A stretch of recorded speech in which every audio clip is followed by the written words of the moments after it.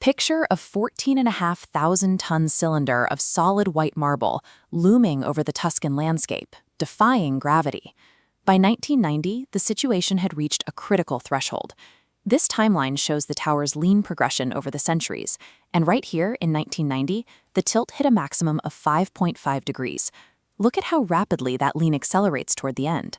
Before we break down the engineering that made this possible, subscribe and hit the bell icon so you don't miss our upcoming deep dives. For a structure of this immense weight, 5.5 degrees is past the mathematical point of no return.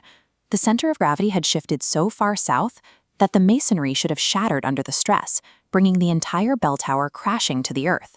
The data was so terrifying that the Italian government abruptly shut the monument down. They locked the doors, silenced the heavy bronze bells to stop any structural vibrations, and scrambled an international committee for an emergency subterranean intervention. Which poses a strange question. If this 12th century structure was built with a fatal flaw from day one, how did it manage to cheat the laws of physics for 800 years, surviving just long enough to reach this modern rescue effort? The survival of the tower comes down to a highly specific chain of ironic historical accidents. The very mistakes and disasters that threatened to destroy the building actually became the mechanisms that kept it standing. In 1173, the Republic of Pisa was flush with wealth from Mediterranean conquests. They wanted to display their maritime dominance by building a massive, heaven-scraping bell tower, but they made a catastrophic error. The master builder laid a foundation just 3 meters deep into soil made of soft clay, fine sand, and seashells, ground literally derived from an ancient Greek word for marshy land. 5 years into construction, as the heavy marble walls reached the 3rd floor, the geology delivered its verdict. The soft clay beneath the southern side began to compress under the immense weight, and the structure started to visibly sink. Before builders could figure out a solution, a bitter political and military conflict broke out. War with rival republics drained Pisa's finances entirely. For nearly a century, the unfinished stump of a tower sat decaying in the Italian sun. That delay seemed like a humiliating defeat, but it triggered a geological paradox.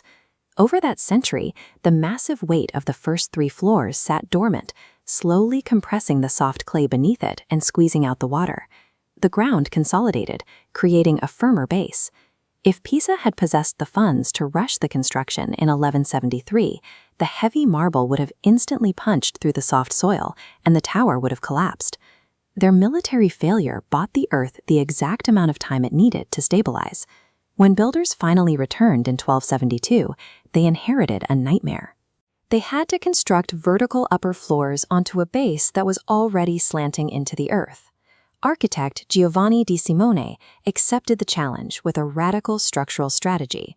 He directed his masons to compensate for the tilt by building the new floors taller on the sinking southern side and shorter on the north. As the tower climbed, that compensation increased. By the time they reached the upper galleries, the southern columns were noticeably taller than their northern counterparts to make up for the leaning base. Those resulting height differences mean the tower is physically curved. It follows a permanent banana-like arc, a desperate engineering fix baked directly into the masonry. Even with its curved geometry, the masonry had to survive incredible natural violence. Since 1280, the region has been hit by at least 4 major earthquakes that crumbled surrounding Tuscan buildings to dust. Its survival comes down to dynamic soil-structure interaction. The marble tower is tall and rigid, but the marshy soil beneath is extremely soft.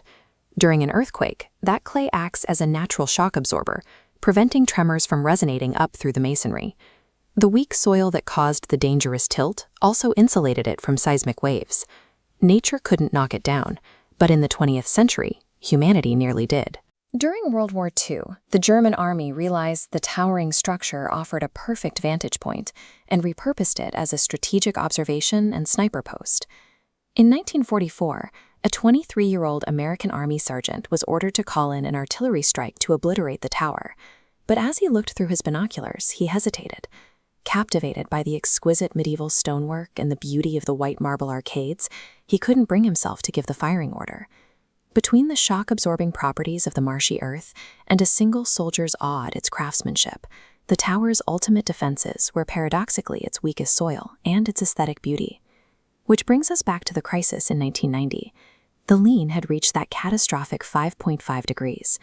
Engineers knew the masonry was under immense gravitational stress, meaning they couldn't just use heavy cables to mechanically push or pull the tower straight without ripping the fragile structure apart. They had to play a much more delicate game.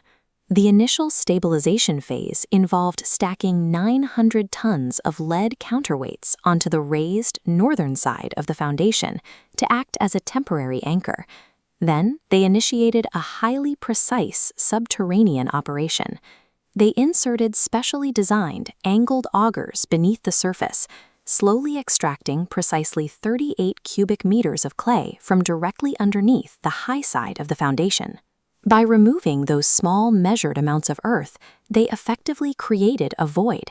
This coaxed the massive weight of the tower to gently sink backward into the new space, relieving the fatal stress pulling on those southern columns. Over a decade of painstaking work, that extraction straightened the monument by 18 inches. Today, the Leaning Tower is officially stabilized, and engineers have essentially turned back the gravitational clock by 2 centuries. The tower stands today as a record of persistence. It is a structure defined by arrogance and failure, yet it remains upright because 8 centuries of engineers refused to let it fall. Through this refusal to give up, that very flaw was preserved as a masterpiece.